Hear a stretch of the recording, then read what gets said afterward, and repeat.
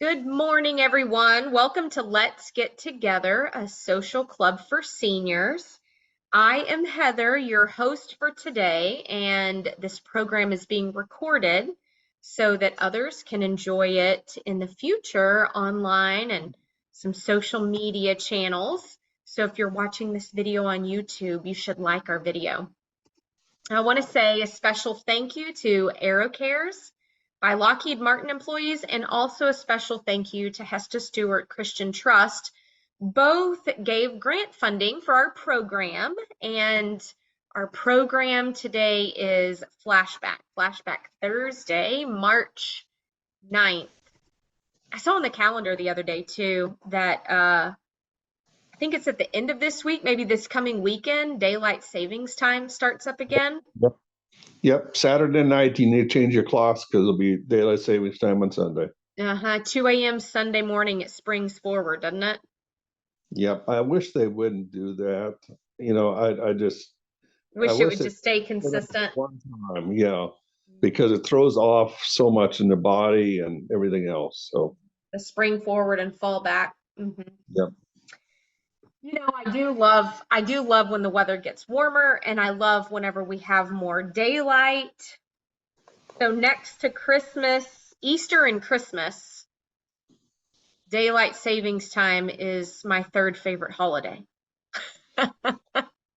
Easter's number one, Christmas is number two, and daylight savings time is number three. I need to move to one of those places in the United States that doesn't change. The time doesn't change? Time. Yeah, there's in Arizona and a portion of Indiana don't change time. Really? I thought there was a bill or something trying to get passed to leave it on daylight savings time after this change. Oh, there's always a bill, they're trying to pass. There's always something somebody's pushing, huh? Yep. I wish they'd pick one time and leave it there. Yeah. Right. I agree. Do you have to put little sticky notes all around the house like I do? Change this, change this, change this. Clock. Because most of the stuff that we have it changes automatically. Sometimes I don't even know when the time changed. Yeah. I just whatever before I go to bed Saturday night. Yeah. So, I have to change the clock on the thermometer outside, the oven, the microwave, and my car. Yeah. I should change all those things, but I just remember they're an hour off. It's kind of like when you drive across the country, sometimes you change the car clock and sometimes you don't. Yeah. Depends on how long you're going to stay in that location you're going to. This is true. It always kind of throws me whenever my watch says something and my computer says something else, and because one updates faster than the other, and I'm thinking, what time is it really? And Yep. Let's see here. Let me get this pulled up. There's a spot on the west side of Kansas, right in the middle of Kansas, that the date, the time zone goes right down the border of Kansas on that side, except for one little spot that goes back into the Kansas, and that's where my great aunt and uncle used to live. And they were always complaining because their time was different when they went to Walmart. It was a different time over there where they went. Yeah. So it was a hassle for them. Oh, I bet. So I'm picking up where we left off last time on this flashback program, but I could really use some education here. What's the Concorde Supersonic? It's gone. It was a plane developed in France. It was a a conglomerate of France, Britain, and I can't remember what other country. And it was the first supersonic jet, and it only flew those years, and it only flew from Paris to New York. Mm. And It it was wasn't that one route only, huh? Yeah, and it wasn't a long period of time. no. And part of it because the noise is extremely noisy, and they had to slow down a long time before they got to New York or to Paris. Yeah, I remember that now. Yeah. Because it was going so fast, you had to slow down to be able to make your stop. No, because of the noise. They're supersonic. Oh, Okay. oh, okay, yeah, that makes sense. And it when it flies over, because it's going faster than the speed of sound, it breaks the sound barrier, and you have the sonic boom, loud Yep. racket. Right. Yep. Okay. So from Paris to New York, I bet the tickets to fly that thing were astronomically high. They were very expensive. Do you know anybody who flew on it? No. Not me. Nope. Man, I wonder how long it took. I think it was like 3 hours or 3.5 hours total. Really? Yeah. Yeah, the time they said by the time it reached altitude, it was time for it to start descending again. Right. Yeah, it was, yeah. Huh. That's kind of crazy.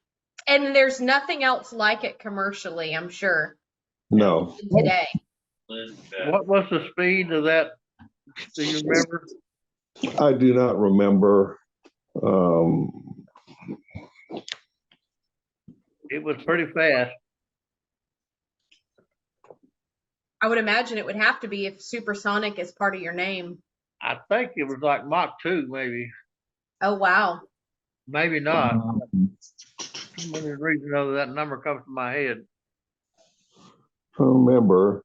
That has to be pretty uncomfortable for the passengers too, that aren't used to flying at that rate of speed. I'm sure it puts some pressure on your body that they're not used to having. It says the cruising speed was 1,350 miles per hour. Cruising speed. What is that in relation to what we're used to on a commercial airliner? I have no idea. I don't have a twice, baseline for it. I think that's about double what a regular. Yeah. Oh, Yeah, okay. It's Mach 2.04 was, in the way they did it, but it was 1,354 miles per hour. Wow, wow, wow. And it only ran for 27 years. Mm-hmm. Yeah. No, I didn't think it was that long. I don't think it really was that long. They had that. They kind of, towards the end, there was a lot of structural damages, and they really closed things down fairly quickly at the end. I was wondering why it stopped. Mm-hmm. Well, it wasn't economically feasible either, because it's the high cost, maintenance cost, as well as the cost of the fuel. Mm-hmm. The price of tickets and everything else, and then ended up starting to have some structure, because the nose actually, I can't remember, went down Right. and then went back up again, and there was started to have a lot of structural damage into that nose section. Oh, okay. And so just the maintenance and upkeep of it wasn't a Right. profitable route. no. Okay, well that makes sense to me. I don't know why, but I was thinking current airplanes go about 300 miles an hour. Is it faster than that now? I was thinking about 4. I'm not sure. How fast? Depends on the airplane. About 600. Oh, really? Yeah, I'm not super familiar with their speed. Okay. Well, And blue zones. You guys heard of that? Yes. Heard of what? blue zones? No. So Mhm. there are pockets of all around the world where the population in that area has a larger number of individuals living to be 100 years old or older, Oh, yeah, yeah. and a greater number of centenarians than per capita than any other area. And those areas are called blue zones, and a lot of studies have been done on the population of folks who live in those areas to see what's so different about how they live, where folks, tend to live a little bit longer. And there are a lot of people who say that there's benefit in nutrition, in movement, in having a more plant-based diet, and belonging to some sort of religious support community, having family involvement, spend time meditating, different things like that. And anyway, there was someone who, shoot, now I'm going to get it all wrong. There was someone who was traveling, maybe he was an archaeologist. There was some scientist of some nature who was traveling around the world, marking areas on the map where maybe he was studying the average age of people. And it just so happened that this map that he was making his notes on, he used a blue pen and made his notes in different areas. And then after all of his travels, whenever he took a step back and he looked at his map and his notes, all of his notes in blue were clustered together in specific areas. And that's how this term blue zones came about, was because of the way he made his notes about how people lived. But there's a TV show that Zac Efron does where he kind of takes a deep dive into different areas of the world and looks at, how people live and this and that. And one of the episodes of that show is specifically about blue zones. And so he goes to like Sicily and a couple of different areas all around the world. There's one in Southern California that is a blue zone. And he goes to these different areas and meets people and visits with them and lives like they live. And it's really pretty interesting. I believe that's Loma Linda, That California, sounds right. Uh-huh. because it's mostly a Seventh-day Adventist area. Okay. Yep. And so they deal with nutrition, they deal with health, exercise, community, religion, all of that together. Uh-huh. The amount of time spent outside, all of it. Hmm. Yeah, it's pretty neat. A lot of those communities grow their own food. Yes. They don't travel, have transportation like you and I are probably used to. They walk to market, regularly, stuff like that. Pretty neat. I heard somebody say yesterday the oldest person alive today is 116 years old. Wow. I wonder where that person lives. I just looked it up. It's Spain. Oh, okay. I want to say there are areas in Spain that are part of the blue zone areas. I can find real quick. Looks like she was born in San Francisco. This is on Guinness Book of World Records. Oh, is it?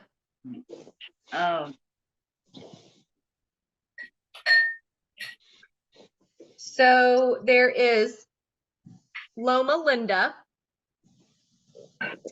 Icaria. I don't know where that is. Ikaria. Okinawa Island, Sardinia, Mhm. Nicoya Peninsula. It's Nicoya. I'm not sure where that is. Costa Rica, and oh my goodness, I'm going to butcher this one. Ogliastra. Ogliastra. That's in Italy. Somewhere in Italy. Okay. Hassler's not in that list, is it? Not on this list that Google promotes. Anyway, I thought that was pretty interesting. Vicks Formula 44. Taking that a time or two. Yep. What does the 44 stand for? I don't know. Says contains a cough suppressant as effective as codeine, not a narcotic, calms, quiets, annoying cough of something, flu, and bronchitis. Colds, flu, and bronchitis. Dusty, do you know what the 44 stands for in Vicks Formula 44? No, ma'am, I don't. I don't think, I don't know if I ever even took that or not. Oh, really? Yeah. It's been a while since that's been out, I think. Now, I use Vicks Vapor Rub more often than Vicks 44. Used to, yeah, we used to use that a lot, especially when we were kids. Mama Vicks would Vapor rub Rub? Yeah, she'd rub our chest down and then put Mhm. hot towels on top of that. Yep. And somebody said too, you can put it on your feet also. Oh, yeah? I don't know what the purpose of it is, but I used to, whenever I was at work in a community, if somebody were sick and and I didn't like how it smelled, but I was responsible for cleaning it up, I would get some Vicks Vapor Rub and put it up my nose. So I didn't have to smell whatever it was I was cleaning up. They do that sometimes in morgues. Oh yeah, I believe it. Yeah. Mhm. Man, it's strong enough there's no other smell getting through that. But you got to remember to keep your mouth closed. You can't breathe through your mouth because then you'll taste what you're smelling. I'm trying to look up online what the 44 stands for. Well, see, there's no Wikipedia thing about it, which is real strange. That usually will tell things about it, but I don't know. I would assume it's like 44 different ingredients in the. Or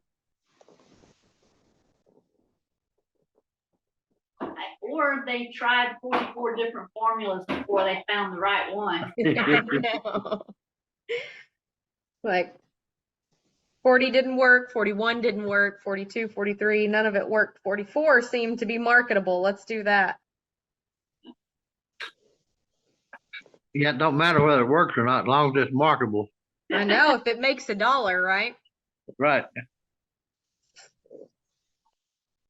Yeah, I'm not finding anything online either about what the 44 stands for. No. Even Vicks doesn't have, there's a Vicks, official Vicks site, and there's nothing on it for that. So I don't know.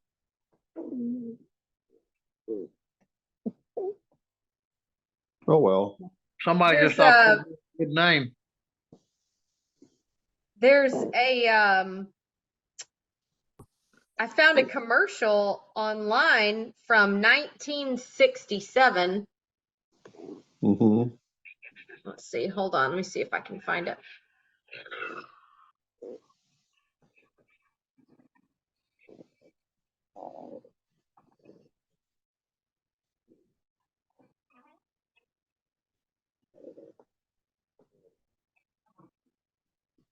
Oh no. You would think that'd be an easy question to answer on the internet. Yeah, but it's not. Oh, wait a minute. Here's a I've Wikipedia been link. looking ever since we started talking about it. Effective as codeine, but not a narcotic. That's a neat little commercial. Yeah. Codeine works good for cough. Mm-hmm. Used to, when I was young, you could go to the drugstore and get cough syrup with codeine in it. All you had to do was sign for it if you picked it up. Didn't Wow. have a prescription or nothing, just but you had to sign for it. My, how times have changed, right? Yep. Yeah. So they have the Vicks Formula 44 and they have Vicks Vapor Rub. Does Vicks make anything else? Yeah, I'm just sorry. I just Cough drops. Oh, that's NyQuil, right. Yeah. NyQuil, and Dayquil. Oh, they make Dayquil and NyQuil? Yeah, That was a question. Yeah. Oh, I don't know. Is that what you were saying, Steve? yes, they do. They make NyQuil and Dayquil. Yeah. That stuff works. That NyQuil works. Makes you go nighty night. That'll do the trick. Let's see. All right, let's do another one real quick. We got, I was going to, one more comment. The yeah, flu yeah. epidemic in 1918 increased the sales of vapor rub, the, gel rub, from $900,000 to $2.9 million in just 1 year. Wow. That's a Yeah. huge jump. What prompted that change? The the great flu epidemic. Oh, really? Oh, 20 in the 20s, right? 19, what does it say? I guess 1918. Mm. Yeah, Is that the one they call the Spanish flu? I believe so. Yeah. So anyway, that's it's quite interesting. I finally found a Wikipedia site about it. Yeah. That's a huge jump in sales. Mhm. Wow.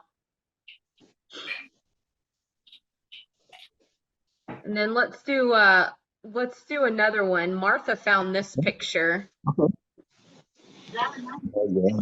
Well, I still got pole lamps. Me Do you? too. Yeah. Got one by my bed. Yeah, some of them are more modern than others, but they're still pole lamps. Uh-huh. Where is yours, Steve? It's actually sitting right next to me right now, up in our media room. Little theater room? Yep. Yeah, they look a little bit more modern now with the different lamp shades on them. Yeah. That one came from the 60s. Yeah, I'm sure it was from the 60s. I remember those a lot. I can't say that I ever had one. I have just the regular floor lamp, that has the bulb up top, and the big base. You were just too young, Heather. Well, they still sell pole lamps apparently, if you guys still have them, but I've never owned one. Yeah. That's why I enjoy doing this program with you guys. I get edumacated. I like that word. I learn a thing or two. Do each one of the lamps turn on individually? Yes. And can you adjust them to point in different areas? You can turn them. They are kind of a swivel. Okay. So you can turn them. Yeah. What's at the very top of the pole? Usually it's just, well, if it's a true pole lamp, it's just a little spring thing on it that goes up in the ceiling. Yeah, mine sits on the floor. Yeah, Mine some of sits them on the floor, and on the top it has a bulb and a globe on the top. right. Okay. Mine is like that, kind of base, Then it goes up and it has a half globe up top. It's Okay. open. Yeah. So it just shoots up towards the Right. Yeah. ceiling. Yeah, mine just shoots up to the ceiling. It doesn't do a lot of good. Well, it does get some more light. And the bottom one actually I've got on the whole lamp is on a what do they call it?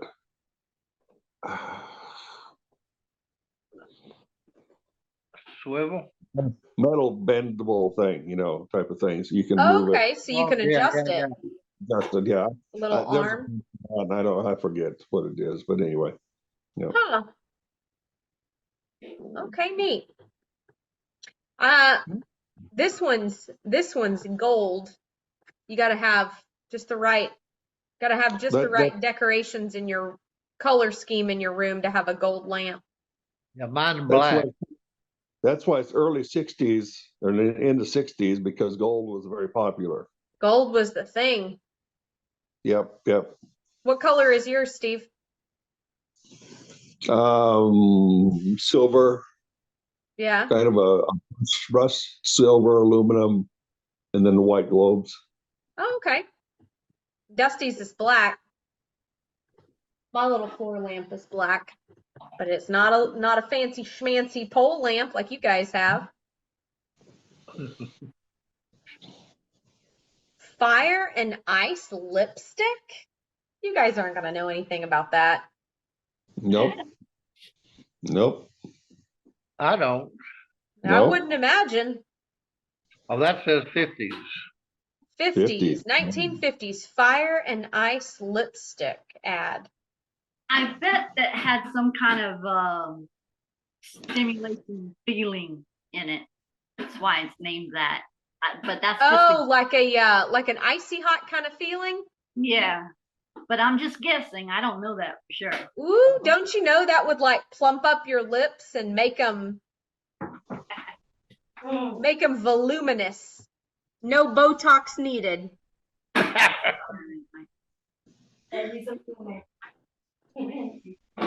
I don't know so much about that one. Do you recognize this model in the ad? No. I don't know her either. Well, they still sell fire and ice lipstick. Does it plump up your lips? I have no idea. I think there's a Wikipedia thing, but I think it's a shade more than anything. Oh, okay. Yeah. Revlon has it. See who else has it. You don't wear it, Steve? I don't wear it, sorry. It gets in his mustache too much. There Yeah. you go. Revlon is the major company that sells that fire and ice. Okay. And it looks like it's got a little bit of glitter in it. Oh, at the bottom of the ad that Martha put on here, it says, "For you who love to flirt with fire, who dare to skate on thin ice." Dun dun dun. It says it's a neutral toned light medium red with cream finish. So it's kind of like it almost looks like it's Sounds got like a little, dessert. yeah. It It's doesn't almost, it almost like that you have a wax coating on it, is what it looks oh, like. I imagine that would be pretty for pictures, but not functional for every day. Well, it all varies, I don't know. I'm not a big lipstick person, so doesn't suit my fancy. Okay, let's go to another one. Who are these fellas? I know. Well, okay, at this point, Nixon was, let me see, no, I'm trying to remember now. Kennedy was the president and Nixon was vice president, I believe. What year? What years?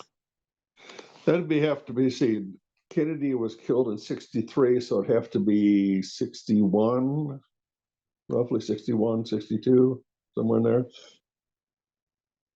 Dusty, do you remember this term? Oh, you're muted. I'm sorry. Dusty, we can't hear you. You're muted. There we He go. was elected in 1960, and there was some kind of deal where people that were elected in years ended in zero got assassinated, like Lincoln was in 1860, I think. Mhm. There was some kind of supposedly jinx. Huh. Now, I'm trying to remember. Okay, I'm going to look at something here first, okay, before I make a comment. Make sure you got your ducks in a row. Yep.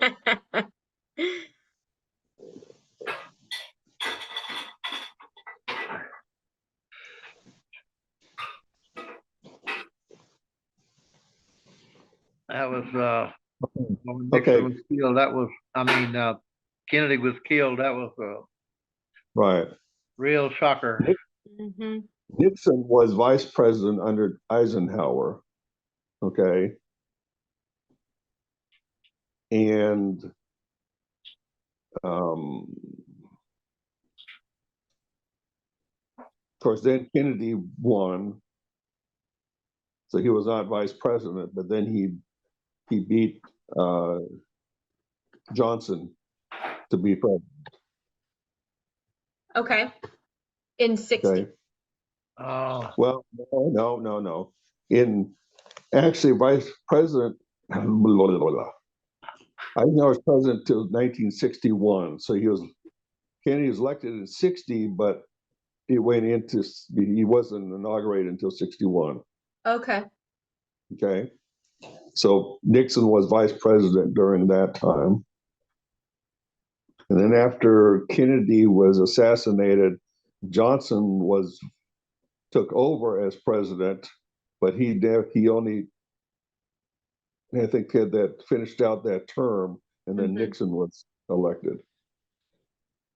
Okay. Okay. What's what is is it called an inaugural address when the president is sworn in and he gives a speech? Yes. Mhm. That's the term, is an inaugural address. Yes. correct. I was watching something yesterday, and there was a clip. Whoever was talking on the television showed a clip of Kennedy's inaugural address and was, talking about some of the things that he shared in it. Don't ask what your country can do for you, but what you can do for your country. That's right. And how we have rights given to us by God, Right. not man, stuff Yeah. like that. Like he was picking apart different lines from his speech. Mhm. I thought it was pretty interesting. And Kennedy was the one who started the Peace Corps. Oh, really? Yeah. What prompted that? Well, I say, we have all of this. Let's share it with the world. Let's help the world. Okay. You're serving your country either by military or by Or as helping. a civilian volunteer. Yeah. I never thought about that. That makes sense. Yeah. Do you know anyone who ever joined the Peace Corps? Yes, I do. Do they have So, some good stories to share? Interesting stories? yeah, it's kind of a mixture, okay? Because some of them were thrown. Peace Corps was basically to help developing countries, okay? Okay. And so some of the experiences were not really good because they were not able to adjust to the culture of the countries they're going Okay. into. That makes sense. Yeah. Because they were basically living like the people in those countries. But And it was too drastic of a change. Yeah, too for them. drastic. Yeah, I knew Peace Corps folks in Thailand. I had a friend from high school that actually graduated. He went to the Peace Corps. So I knew several people. And some of them had fairly good experiences, and some of them didn't have good experiences. All kind of depended on the person and how they yeah, adapted. yeah. What about you, Dusty? Did you ever know anyone who joined the Peace Corps? I think so, but I can't remember. Uh, something seems to tell me like if you were in the Peace Corps, you weren't drafted. Is that right, Steve? I don't remember that part. If I we may were, have dreamed it. I may have dreamed it. it could have been. It could have been because you were serving your country. Mm, So I think yes. I think some joined the Peace Corps rather than going into the military okay. at that I time. think so. That's during Vietnam. Okay. Mm-hmm. Mm-hmm.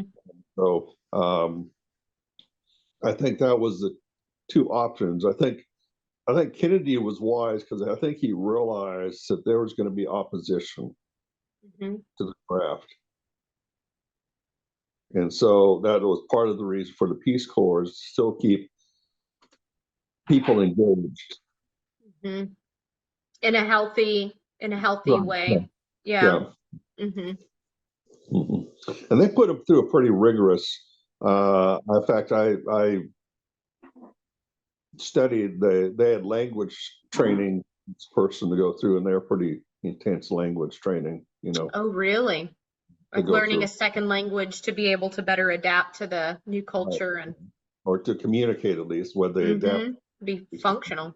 Because I Yeah. don't think that the language training didn't deal a lot with the culture, just more like with the language. Mm-hmm. Okay. I'm And just so thinking if you know the language, you can probably more deeply immerse into the culture. it's very possible. It varies on um,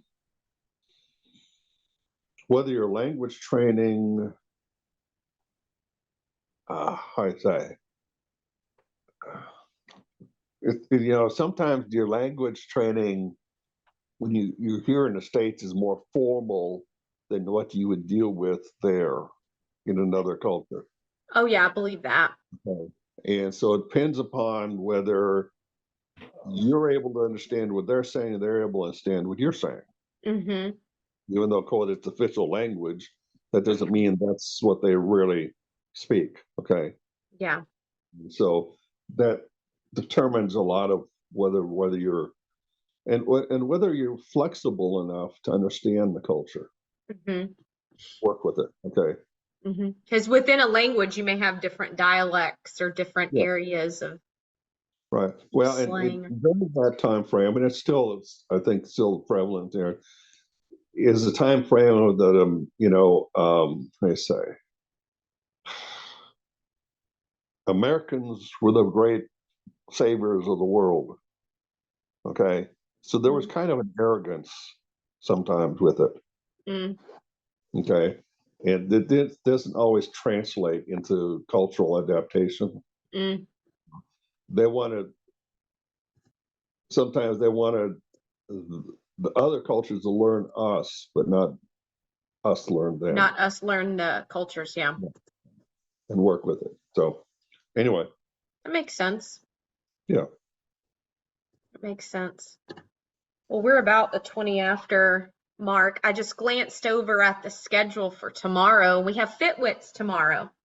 All right. I know. I'm wondering if Emily's going to finish the travel I don't know. project.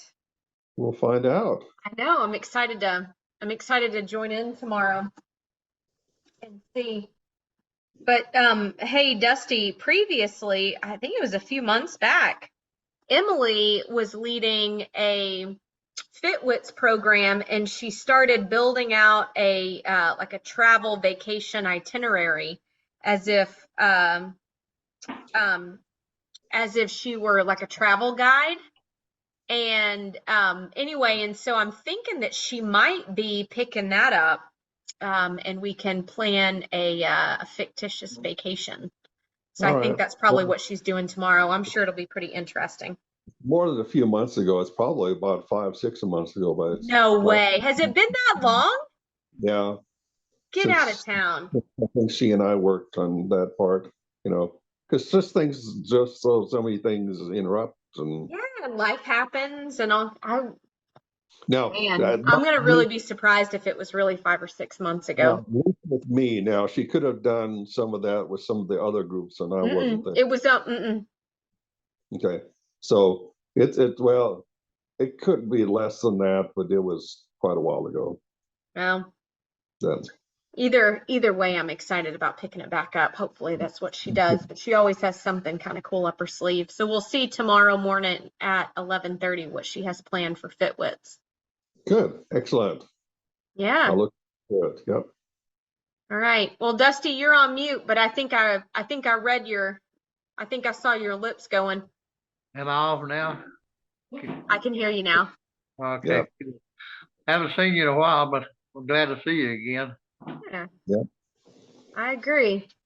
Well, we'll see you guys a little bit later. Okay. Tomorrow. Thank you, Heather. Fitwit on the other 2 sessions. Let me see. Just one second. Fitwits tomorrow at 10:30, 11:30, and 1:30. All right, thank you. You got it. All right, you guys. Well, I'll catch you later. All right. Bye, All right. Heather. Thank you so much. Bye. Okay. Bye.